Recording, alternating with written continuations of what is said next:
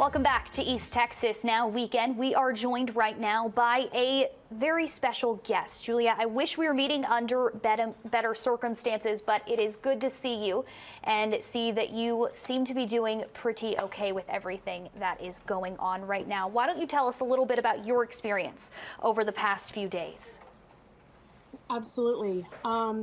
So I have been a Lahaina resident for about 3 years now. I've lived and worked there on charter boats in the harbor. It's my second home. I love it so much. Tuesday, August 8th, that was the day everybody knew that Hurricane Dora was passing south of the island that day. We knew there would be high winds. Um, to be prepared for that. I woke up around 8 a.m. that morning with my roommates. The winds were already gusts of at least 60 to 70 miles per hour. We didn't have power at that point on the west side of the island, which has happened before in times of high wind. But because of that, around noon, I decided to leave Lahaina town, drive north about 15 miles to grill out with some friends because that's how we were going to eat that day. And then day goes on. We hear that there is, of course, this is all what we call coconut wireless, like through the grapevine. We hear there is a fire, a wildfire, north of Lahaina in the grassy mountainside area, which is not out of the normal for the island of Maui and the state in general. Wildfires do happen here a lot. It's hot in the summertime. Things start like that. That morning, I had already seen down power poles in my neighborhood, so I knew that was probably what had happened. My roommates gave me a phone call at around 3:45, telling me that the smoke from the fire had gotten a lot more intense in the neighborhood. They didn't really know the extent of it. No one received any text messages or information from emergency response. But it's all the community just started to collectively decide we needed to leave the town. My roommates asked me if there's anything I needed from our house. Of course, this has happened before, so I didn't think that, I thought I'd be coming home again that day. But they did grab some things, and they ended up leaving the house right when our roof went from our home. They got in their cars to leave downtown. I was already up north out of the fire zone, so I stayed up there waiting for them at a meeting point we had all decided on before we hung the phone up. Once my roommates hung up, cell phone service started to completely go away on the whole west side. There was no contact. I didn't know if they were getting out. I didn't know, their status. I got one phone call that came through from my roommate while she was sitting in traffic in Lahaina town with our cats in the car. She didn't know what to do. There was fires on the buildings on either side of her vehicle. I told her to drive through front yards, the sidewalk, anything to get out. And then the call dropped, and I just had to wait for her and my second roommate at our meeting spot and just wait and hope they walked through the door. They did end up arriving hours later, covered in dust, ash, completely in shock. I did have two friends that were scheduled to meet at our house as well that never ended up coming that night, but because there was no cell phone service, we didn't know where they were or anything. Ended up, they had gotten turned around at the highway to go south out of town. So they ended up at a safe house on the other side of the island. Now we know that we're here with them now, but like at the time, we just had to sit and wait. That's my basic story about the day of. The morning after, we heard rumors of a beach down the way that had cell phone service. It had been like over 24 hours without cell phone service at this point, really. And we all piled in the truck, got to the beach, found everyone, called my parents in Lufkin, let them know that I was okay. And then we called one of our charter companies we worked for and asked if we could get picked up by a boat. And we did. And about 1 p.m. we walked the shores of Kaanapali Beach and with our backpacks, and we boarded a catamaran to take us to the harbor across the island. And then we were picked up by friends.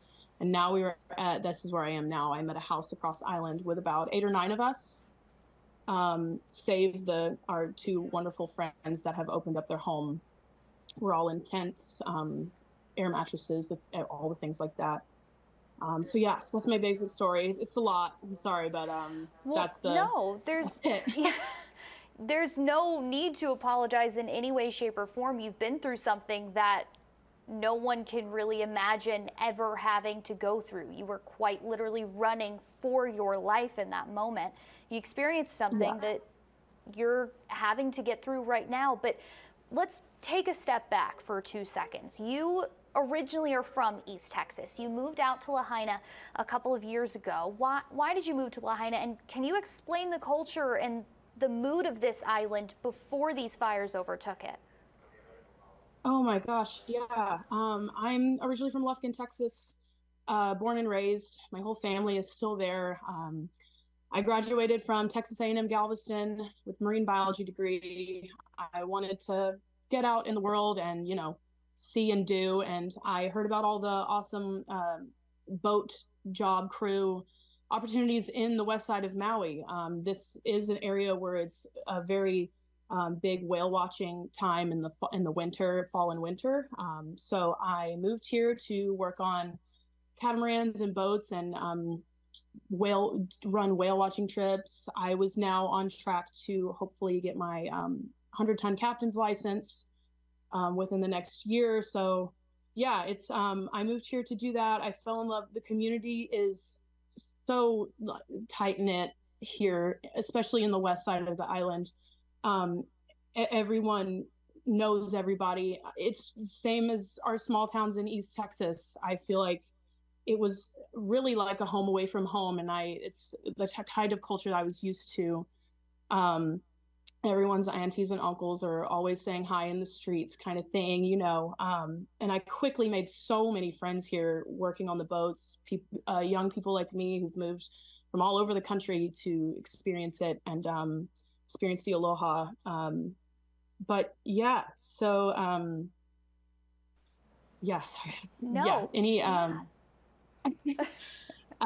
but I've grown to love this community as much as I love East Texas and Lufkin and where I'm from as well. So yeah.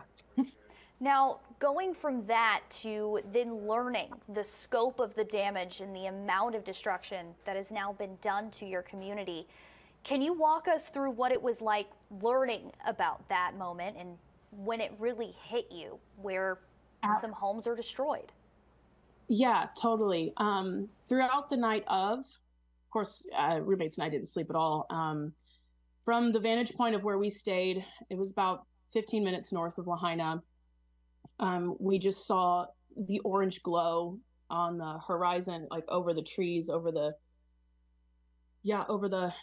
horizon of the area. The smoke was intense, and of course, there's no internet service. We did not know officially the scope of it at that time. But the day after was when photos and helicopter footage started circulating. And I just want to kind of describe it for everyone, especially back home, real quick in a way that you can understand. It's not just my home. It's as if your grandparents, your parents, your siblings, your bank, your civic center, your favorite coffee shop is just leveled. Like so not only do you not have anywhere to go, your relatives don't either. And not only that, there's hundreds and hundreds of people on the west side who still have not been accounted for, only because there's no service. You can't text anybody. It's so much larger than just like losing my home. my friends losing theirs. Like, it's like the entire town, like everything. So it's just a lot. It's a lot to process, but that's how I can try to relay it to everyone back home, because I know we have so many like amazing small town communities back home as well. And that's just how I can really like try to relay that to you guys, you know.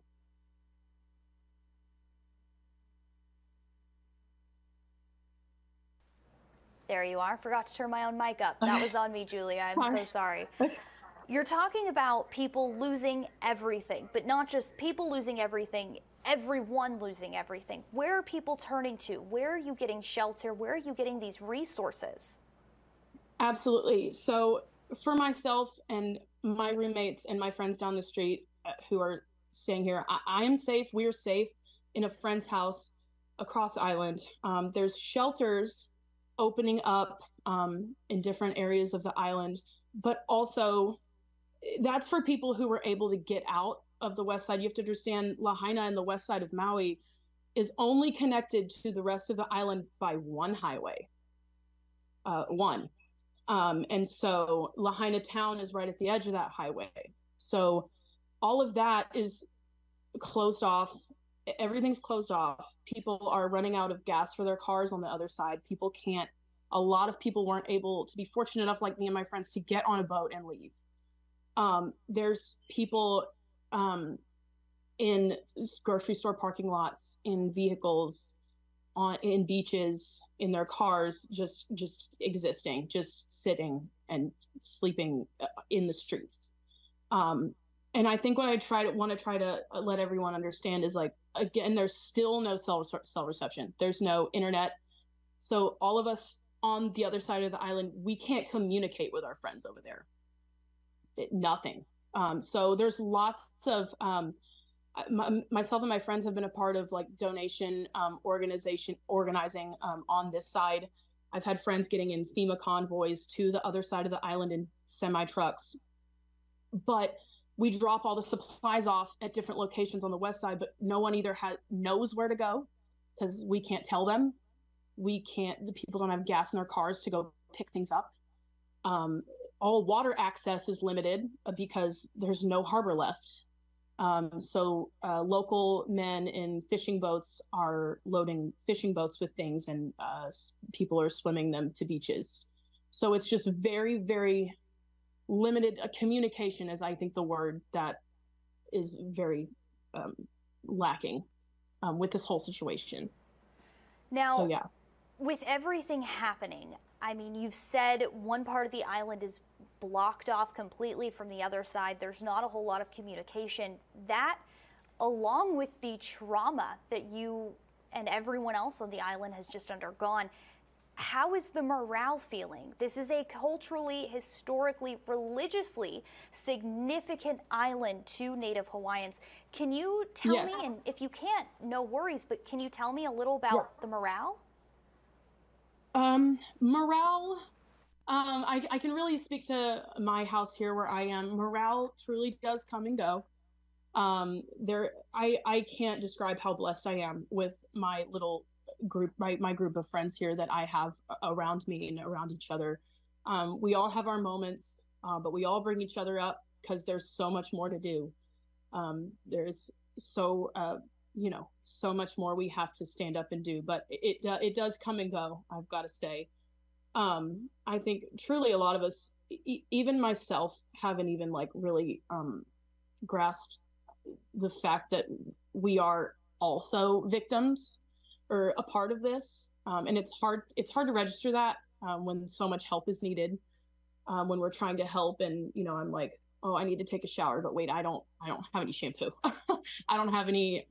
But we are taking care of each other. We've gotten a lot built up at this house to help sustain us.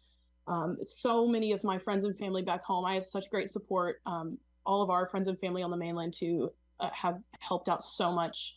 So I don't worry about myself that much.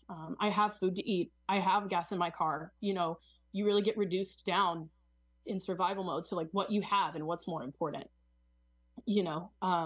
So we just try to fill our days with going and doing. and being active and helping, because if you sit down too long, you just you can't get back up, you know. But Lahaina town, I do want to say also, that town is so beautiful and so historically significant to the Hawaiian people. The Hawaiian Islands, you know, were united in one kingdom in the year 1810, and Lahaina by King Kamehameha. And Lahaina was actually the capital of the Kingdom of Hawaii for decades. So there is just so much there that's important for these people, and so culturally significant. And sorry, I'm losing my train of thought. But yeah. You have a lot going on right now that is 100% understandable for you to lose your train of thought. I've done it. I do it here every single day, and that's on live TV. So I promise nothing to worry about. Now, before I let you go, just really quick, because I know how much you care about your community, both in Hawaii and here in East Texas, can you give any East Texans any resources of what we could do here on the mainland to send back to anyone in Hawaii who needs help? Oh my gosh, yeah. One of my friends living in this house with us now, his name's Cole Millington. He has set up a fundraiser with, he's working closely with the relieffoundation.org. You can go to that place. He's raised over $50,000 so far. There's truly so many fundraisers being done. I'm on social media. I'm on Facebook. If anyone at all has any question about what's legit and what to do, we're all on our phones all day, like truly, like we're doing. So if anyone wants to reach out to me, please do. Just start looking up the Maui Food Bank, Maui Humane Society. There's thousands of animals that were displaced as well because of this. Yes. But what I really want to drive home before I get off air is that something else you can do: start local, contact your local and state representatives. We need more government help over here. We need help with the people in the West Side with structure and order, and help distribution of supplies, communication. If anyone has any connections with representatives, governors, start the chain of command from the ground up, send it up, you know, and just tell your representatives that the people of Lahaina need the government's help even more. We're not seeing a lot of that, to be honest with you. And no one really knows what to do. Everything on the West Side that I have driven over there and seen that is being done is 100% community-based. It is aunties and uncles with their pop-up beach sheds, with just sorting an immense amount of supplies. It's just being able to get communication out and helping let people know, so people aren't trying to, you know, yeah. Now, before I let you go, you just said that you're seeing only community-based resources being offered. Is the American Red Cross there? Have you seen them? Have you seen any of those other organizations? I know FEMA is here with trucks of supplies, just driving and going. But it's becoming more than just supplies. We need boots on the ground. We need human beings. We need like more National Guard. We need people helping. We need people, military or anything, on land here to help distribute information and get to people. Because it's kind of just everyone on the West Side is just like, there's no communication. People are confused. We talked to a friend yesterday who's staying in her apartment north of Lahaina, who hasn't had service for days, who thought only the harbor had burned. So people just don't really know what's going on, and we just need help. Just need a little extra hand. We just need more than we're seeing. Yeah. Okay. So right now what we have, and I'm writing all of this down as you're speaking, I have the relieffund.org, the Maui Food Bank, the Maui Humane Society. Is there any other? Because we're gonna put this on the web story for the website, so people at home, if you're watching later, is there anything else that people can do? Oh gosh, yeah. Let's see. Shoot. If you cannot think of it right now, you have all of our phone numbers, emails, We everything. have it. We Okay. have a whole thing that I can Send send it out. on over. We would love to put it up there. I know. I got on air with you guys as quick as I could. I wanted to reach out Well, to my it's pretty community. fast paced there in this moment. Oh yeah. Yeah, you Oh, don't yeah. have a lot of time to just take a moment. But I do. My friend Cole has been on CNN Morning News. Yeah, we're trying to process and like talk and do really fast. But I can send a list over to you guys, and of course anyone else can find me on social media. All my social medias are just my first and last name, so pretty easy. Alrighty. Yeah. Well, Juliet, thank you so much for giving us this time. We wish you the absolute best. Please stay safe, and email, text message, anything else that you want us to put out there, okay? Yeah, thank you so much for having me. Thank It means you. so much. Of course. Now, once again, Julie Collmorgen, you find out more about this story on KLTV and KTRA.com, as well as all of the resources that have already been named, and we'll add some more. Bye, Julia. Thank you. Bye.